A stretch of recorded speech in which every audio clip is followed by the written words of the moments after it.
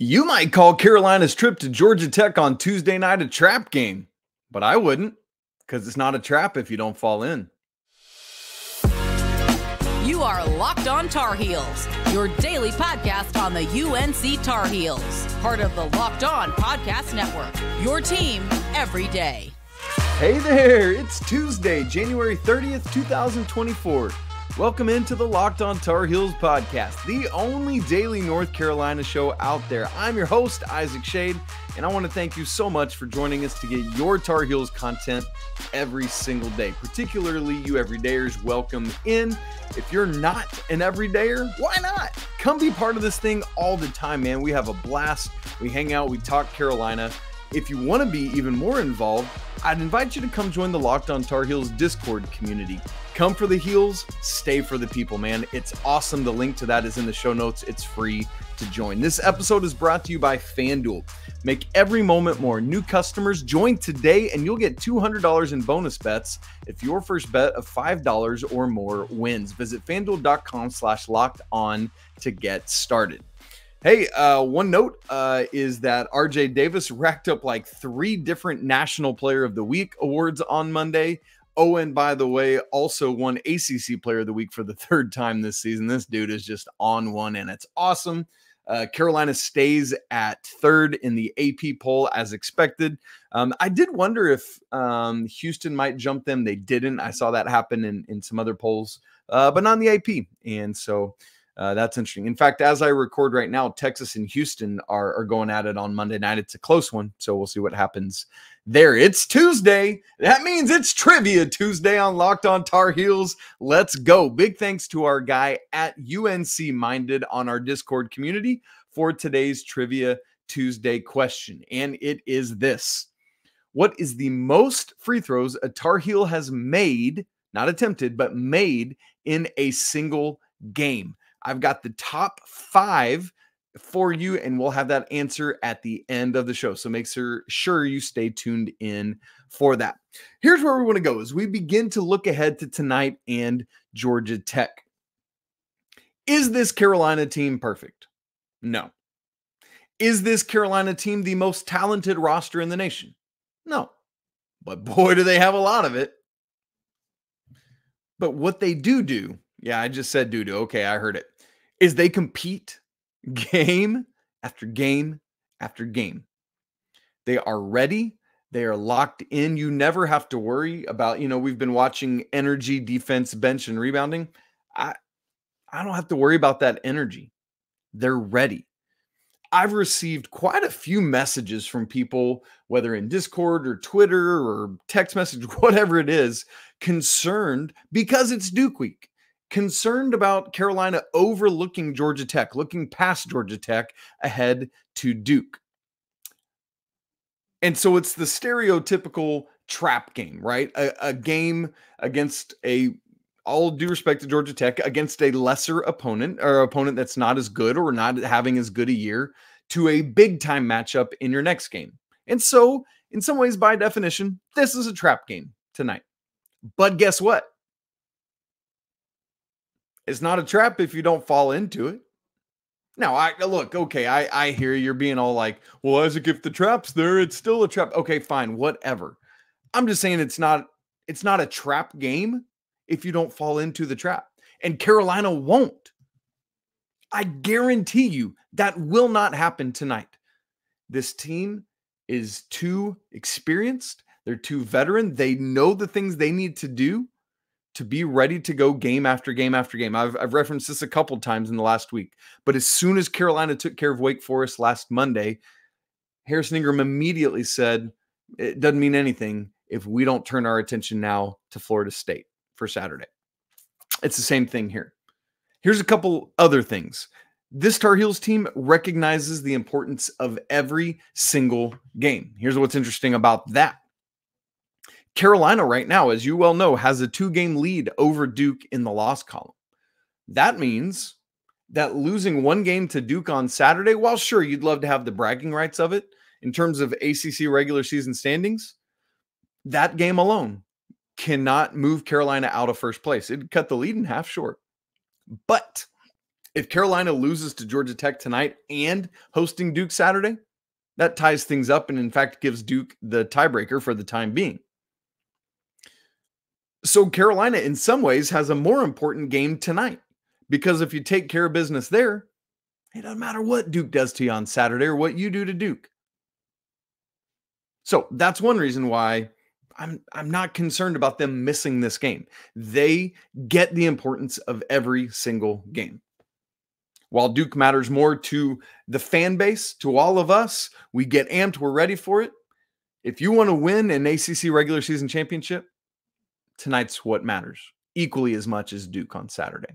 Now, number two reason I guarantee this won't happen tonight, overlooking Georgia Tech or it being a trap game, is because of what happened to the women's basketball team on Sunday. And not that it was a trap. I'm not saying that for them. But the women went to Charlottesville to play Virginia, a Virginia team that at the time was 1-7 in ACC play. Georgia Tech slightly better at 2-7. And they got beat handily, I might add. And so I think, I hope that the guys took notice of that and said, oh, that could be us 48 hours from now if we're not careful. So all of that leads to, I'm not concerned about this team missing out. Now, something else I've heard, and even I've talked about, I should say heard, is Carolina's closability at the end of games. Man, this team just keeps, whether it's a long closing stretch, whether it's just a little bit like it was at the end of Boston College last Saturday or the end of the Florida State game this Saturday, man, this team has it. And I think a lot of people look at the clutch gene people talk about and they say, ooh, they've just got that. And it's like something that you either have or don't. I don't think that's the case with this team. I think it's about a couple things. I think it's about preparation. They know how to get ready for a game. They know how to do everything they need to, from scouting reports to getting their mind right, to getting their body right. It's about confidence down the stretch of knowing we've been here before, because outside of Elliot and Zayden, we've all played a lot of college basketball. And even those two guys have played on the highest levels in their high school years. And so they have a confidence that we can and should win this basketball game. This team has those things. They're ready. They understand what it takes to be ready for a game to tip off and do what they need to do to win. This team knows and accepts their roles. They then execute, and that is the most important thing. They might not execute every play, every time, every possession, offense or defense, but they do execute a lot more than they don't. And that, friends, is what matters, and why I fully believe that Carolina will win this basketball game, and more importantly, as we've said, not overlook it. So that all starts with Georgia Tech tonight in Atlanta. That's going to be great. Now, Carolina, their last two road games, has struggled with first half turnovers. How on earth can they finally rein that in this time around? We're going to answer that, plus the rest of the Four Corners preview coming up in just a second. Right after I tell you that this episode of Locked On Tar Heels is brought to you by FanDuel. Happy Super Bowl fortnight to all of you who celebrate. Coming from FanDuel, America's #1 sportsbook.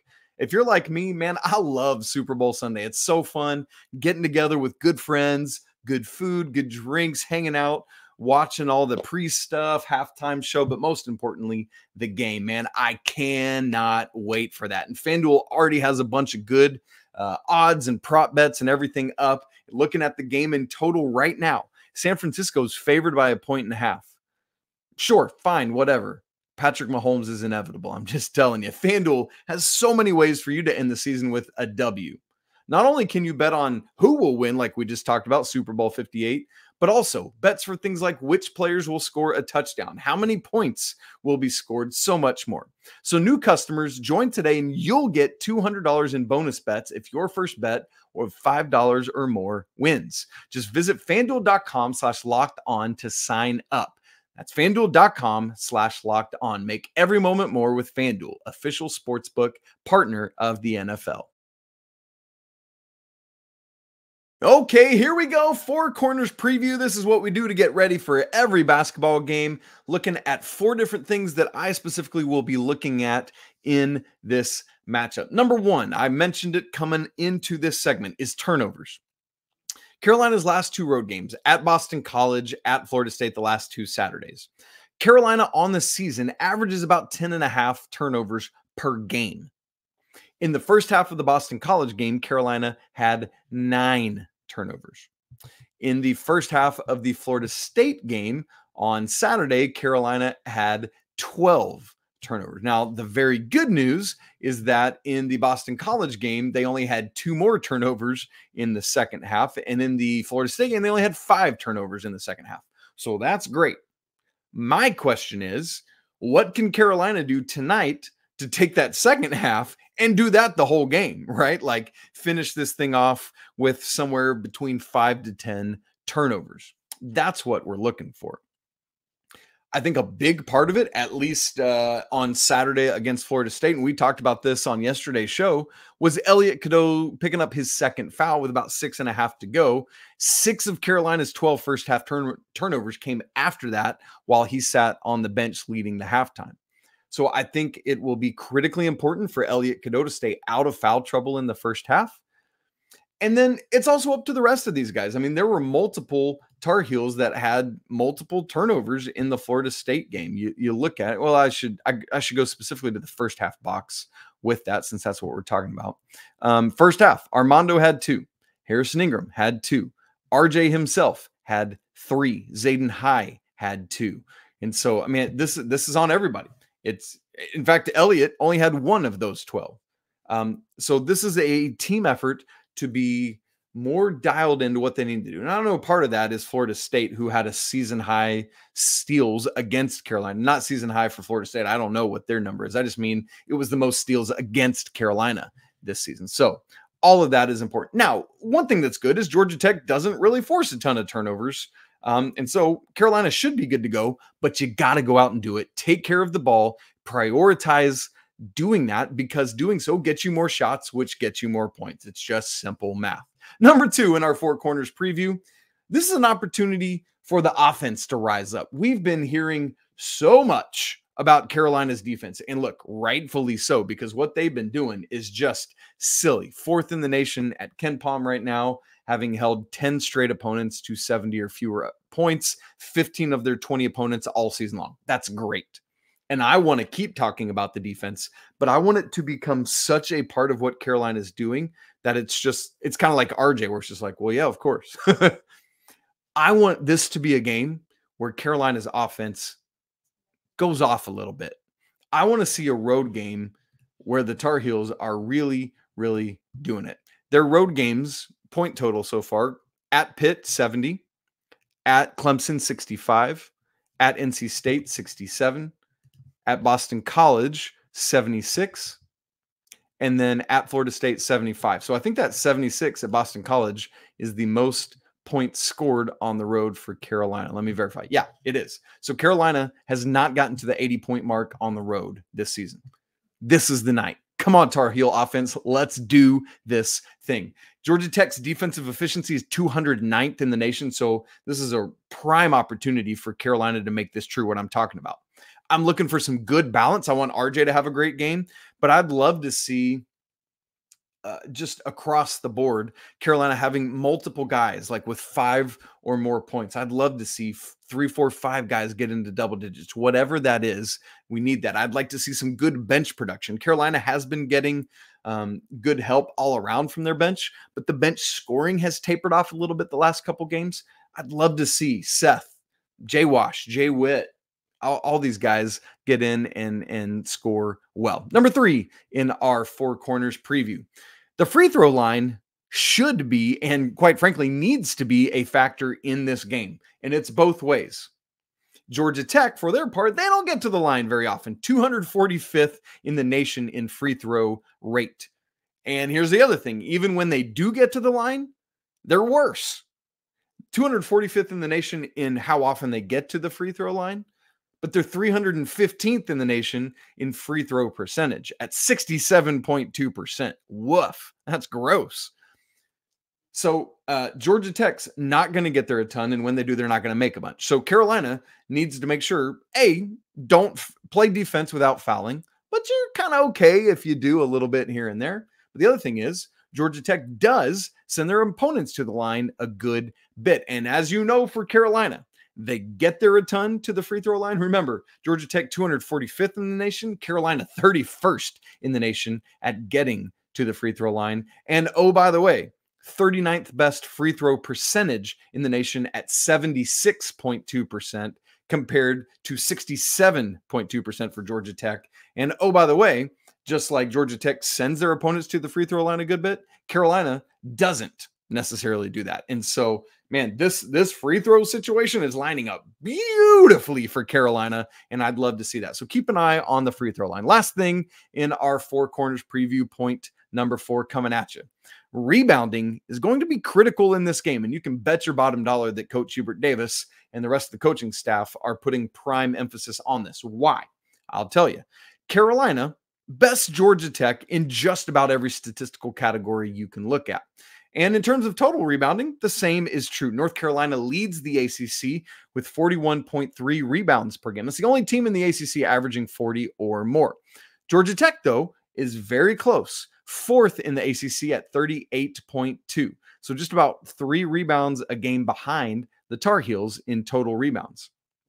One thing to note is that Georgia Tech actually averages more offensive rebounds per game than does Carolina. It's very close, 12.4 to 12 even.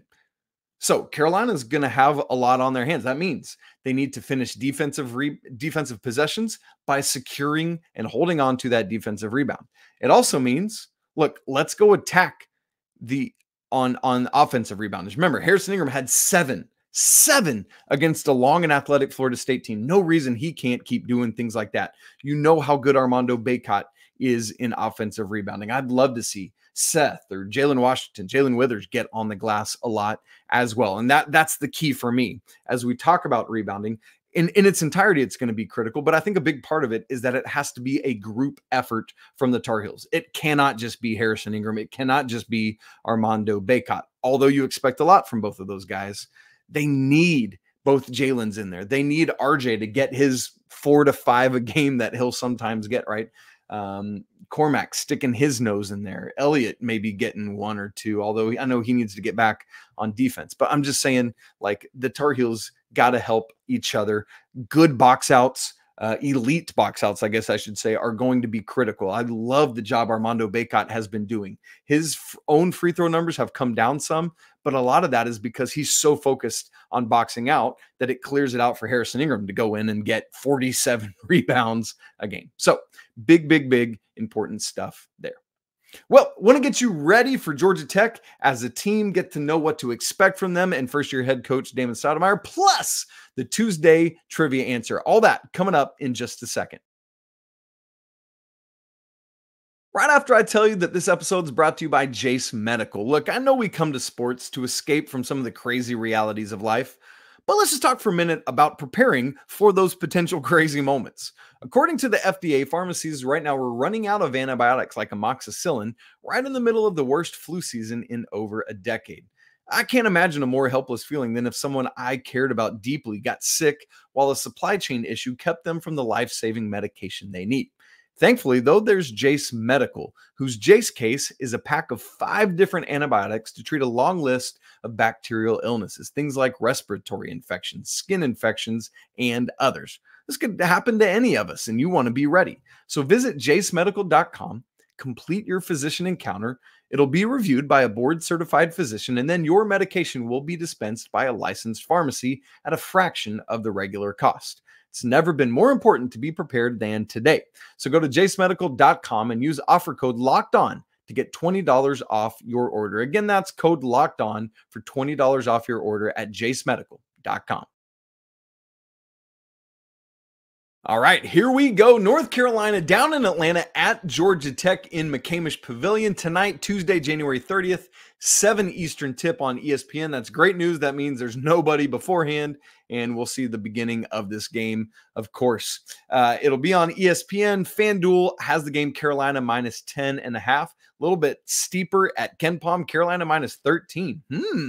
interesting there. This game matters in a big way to me because I'm an Atlanta boy. I grew up on the south side of Atlanta. Lots of Georgia Tech, lots of Georgia Bulldogs all around. And so always love playing my hometown team.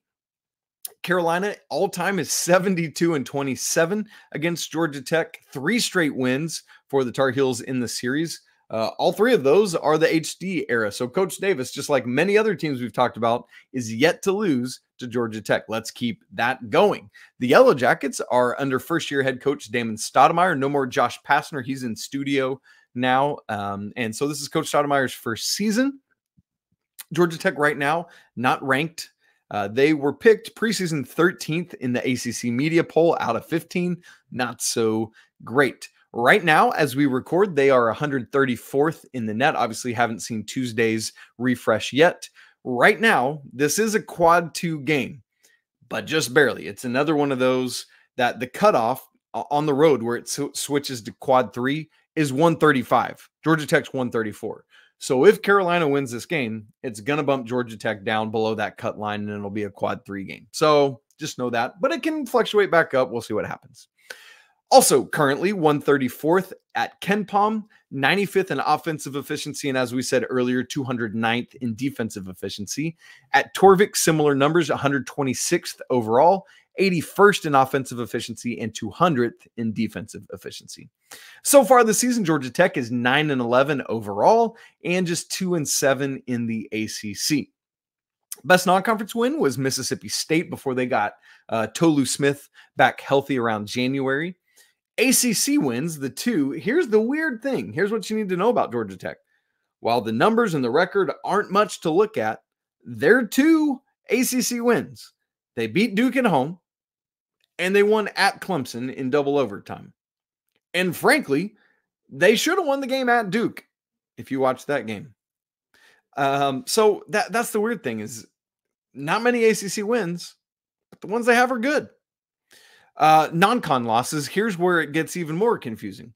They lost to UMass Lowell, and then in the ACC, they've lost at Florida State, understandable. They've lost at home to Boston College, at home to Notre Dame. That's not good. At home to Virginia, at home to Pitt, and then at Virginia Tech. So that's some of those losses there. So Georgia Tech, just a little bit of a conundrum. Yeah, expect that under a first-year head coach, some volatility, and that's where we're at. Players to watch. 3 names to know that are all scoring in double figures. Miles Kelly getting 14.2 a game, 5.8 boards, 2 assists. Bae Ndongo, 13.3 points a game. He's a freshman, by the way, 8.6 boards and 1.3 blocks. And then Koasi Reeves, the Florida transfer, is averaging 11.8 points and 4 rebounds. Their usual starters, the most used starting lineup for Georgia Tech, used 10 times so far this season, is those 3 guys we just talked about, Kelly, Ndongo, and Reeves, joined by Nate George and Ebenezer Dewana. You might remember him. But the last 2 games, Dewana has been replaced by Ibrahima Sacco. And so we'll see what Georgia Tech goes with tonight. Prediction for me in this one, I don't see it as a blowout. Of course, I said that ahead of the Wake Forest game last week. But I do think that Carolina wins comfortably. And it's going to be, I have it in that 12-15 margin. I'm putting the game at 80-68. Yet another opponent held to 70 or fewer points, while Carolina gets their first, hits 80 points on the road for the first time this season. A couple other things I want to mention before our Trivia Tuesday answer. Had a couple interesting questions on Monday morning in our Locked On Tar Heels Discord that I thought would be interesting to address here. One of them was from Teflon Chef, who asked, hey, Isaac, you think we can go 20-0 in the conference? Honestly, I mean, it's not a bad question to ask, if we're being honest. But let's talk about the reality of it.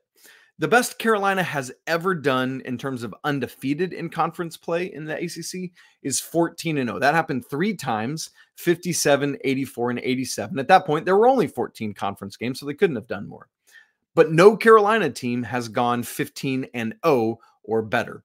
The best 15-game start is 13-2. The same is true for 16, 17, and 18 game starts, 2 losses. That's the best Carolina has ever done. This is the 4th year of the 20-game ACC schedule. It was 18 games in the conference schedule from 2013 to 19. And then it switched in the 1920 season to 20 games. So this is the 5th season since then, but obviously fewer games in the 2020-21 season just because of COVID stuff and whatever. So the best 19 game record is 14-5. The best 20 game record is 15-5. So Carolina has a great shot to best that this season, all of these numbers, honestly. Now, here's the deal. Carolina has 11 regular season games left. Per KenPom, the Tar Heels are favored in all 11 of those games. Now, even the regular season finale at Duke, which is a recent flip, they weren't. However, hear me say this. There is a big, big, big difference in being favored in every individual game and being favored to win a chunk of 11 games, right? Like those numbers are going to be much, much lower. In fact, per teamrankings.com, UNC has a 6% chance to win all 11 remaining regular season games and go 20-0. Now, it's not 0, but 6 ain't much. KenPom projects the totality of the remaining games as a 9-2 record for Carolina. So Teflon Chef, that ain't 20-0, but I tell you what, that would be 18-2 in ACC play, and I would 100% take that. That'd be a 26-5 regular season record. Yeah, give me all of that. So could Carolina win 20? Yeah, they could. I don't see it, but man, if they could get out with just 2 losses, that'd be great.